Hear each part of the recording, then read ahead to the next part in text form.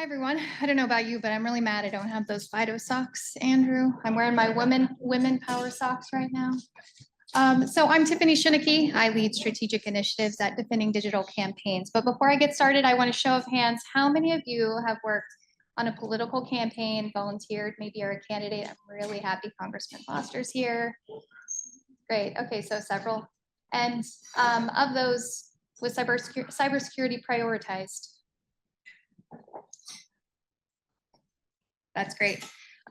So that's actually why Defending Digital Campaigns was created.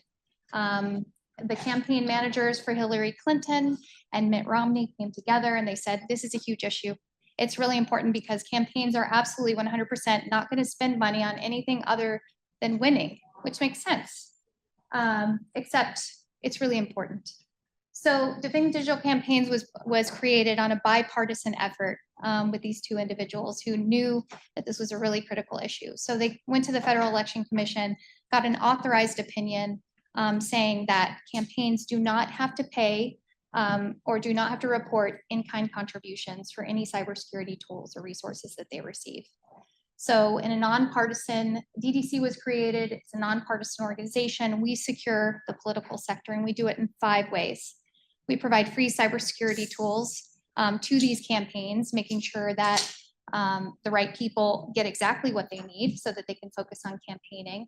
We provide free training and resources. We have a whole knowledge base to help them understand exactly what they need to do, how they need to do it. We do free onboarding, so we actually help them. We will do it for them. We want to reduce the friction to absolutely everything to make sure that they are secure. We provide threat updates, making sure that they understand what's coming down the pike so that they're not a victim of that attack. And then obviously cybersecurity awareness is always an ongoing effort for everybody. So I just want to give a little recap of what we did. We just came off of a presidential year. We were very busy. We provided over $8 million in donated cybersecurity products since 2020. And over 20,000 security keys have been given out to political campaigns. We are nonpartisan. We serve all national committees. We have a very concerted effort to make sure that everything we do is balanced and very nonpartisan. We secured over 260 campaign websites, and there's more data behind it, but I won't bore you with that. So as you can imagine, this sector has some huge challenges. In the news, we've all seen the attacks on the Trump campaign, the attempted attacks on the Harris-Biden campaign. A lot happened. I think we've all seen these things. We may or may not have assisted these campaigns, but we can't talk about any of this. You can see there that over 16 hours, Cloudflare blocked more than 6 billion malicious requests. We were very active to inform campaigns, to let them know what they needed to do exactly to protect their websites, to make sure that they did not fall victim to this attack. We saw a lot of third-party attacks at a massive, unprecedented scale this year. Andrew talked about how there has been escalation in these phishing attacks, and we saw the same as it relates to the attacks in the campaign space. So if you think about a traditional sector, you think of there are small mom and pop shops, there are large enterprises, and the political sector is the same, except for there are a lot of key differences. Everyone is high risk. Their friends, their family, third parties, everybody is high risk because the costs are so high. There are massive amounts of money that are flowing into these political campaigns. There's a lot to protect.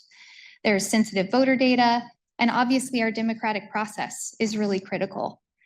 There's a squishy perimeter. If you think about how rapidly these campaigns expand, they start from maybe 10 or so volunteers and they scale to thousands within a short amount of time.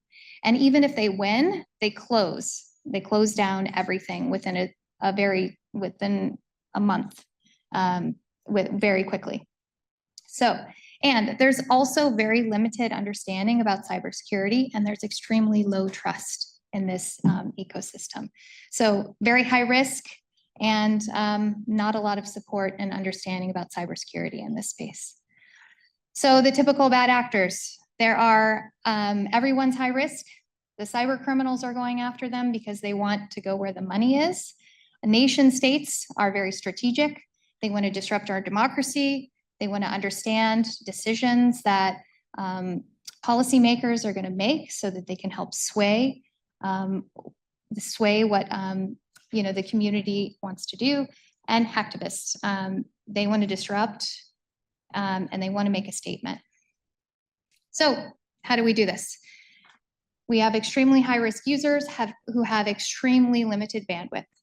They don't have much time. They're focused on winning.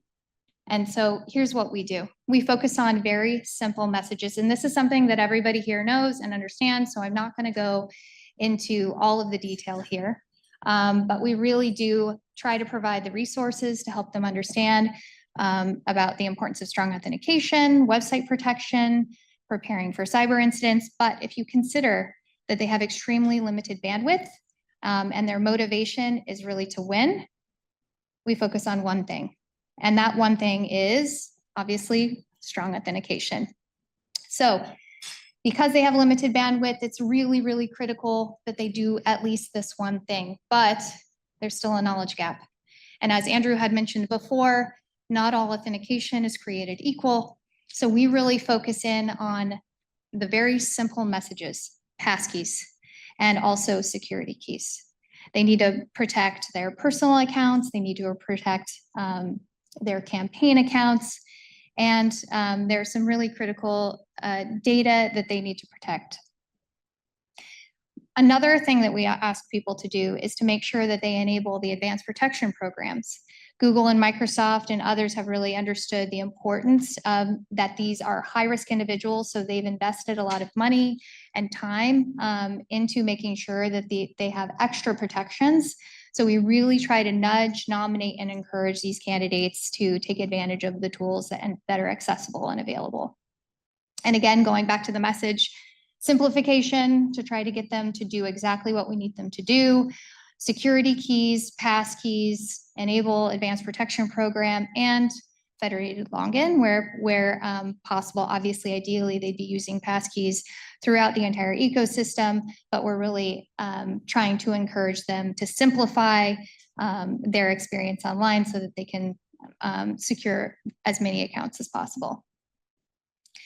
So now that we have the message, it's really, really critical that we leverage these partners. As I mentioned, trust is extremely low in this ecosystem. So what we do is we leverage the network of trusted partners throughout the space in order to get this message to them. Because once we get the message to them, we can get motivation, and then we can actually get the product, the security tools to them as well.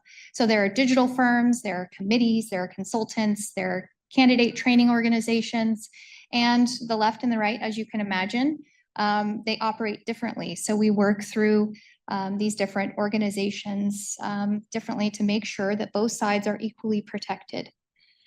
And then we reduce friction. Andrew was talking about usability. We make sure that we reduce as much friction as possible.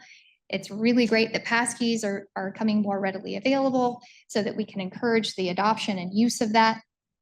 We really want to make sure that if a campaign orders 1,000 security keys, that they can get them as soon as possible so that they can secure their staff and volunteers and make sure that they can be virtually unphishable. And so we have a series of, obviously, authentication is the #1 thing that we encourage these campaigns to do, but there are several other elements and aspects to cybersecurity for a campaign, and making sure that we have tools that can accommodate their unique needs. So we just came out of a presidential year. We were very busy. We did a lot, but we still have more to do. Currently, we are approved to go down ballot in 4 states. If you can name these states, you get extra credit. Michigan, Virginia, Ohio, and Georgia. So we're going to work very hard. Virginia in 2025 they have elections, so we're working to make sure as many campaigns are secure as possible. And we're going to be working our way through the entire United States, getting approvals state by state to make sure that the campaigns in each of those states can receive free cybersecurity tools so that they can protect their campaigns, protect our democratic process, and secure our democracy. So I was quick, so questions? Yes. Okay, Sure. Big fan of your guys' work. Thanks. Makes our job a lot easier, Secret Service stuff. But one piece I'm interested in seeing how progress is voter registration data. Poorly understood that effectively that is all public and presents greater risk for identity theft than a lot of the data that we're collecting here. How can we make progress in cleaning up that detailed voter registration data, very state by state, and producing public accessible? That's a great question. So we actually, our FEC authorized opinion only allows us to provide free cybersecurity to campaigns themselves. However, third parties are a really big priority for us. And so we are focusing on that in relationship to helping to inform and making understand the importance of this. We're also in talks with, the election ISAC as well, and trying to coordinate some of these things to make sure that we're in lockstep and helping each other. Yes. So the parties have big third-party vendors. Yes, And they're a huge. that's right. Sensitive information. Do you work with them, have a strategy with them? Yes, we do. So this year, we're launching a strategy to coordinate with them to, there are several, so the right and the left obviously have their own technologies. So we have to have different strategies for each side, but making sure that we encourage security by design. Actually, passkeys has come up. We're in conversations with FIDO to see how we can educate those third parties to make sure that they're implementing that type of, the authentication within their programs to secure it better. So yes, it's a process and it's definitely on our radar.